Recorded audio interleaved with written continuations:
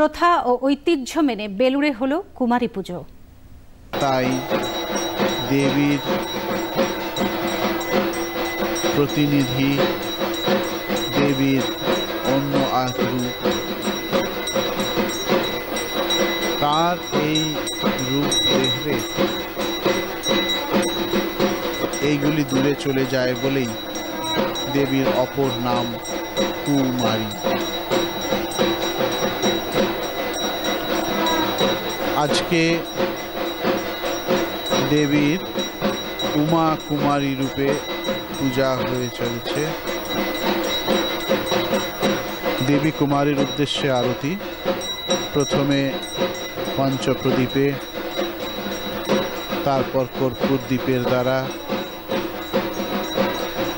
তারপর জলপূর্ণ শঙ্খে, শুদ্ধ বস্ত্রে, তারপর প্রস্ফুটিত পুষ্পের দ্বারা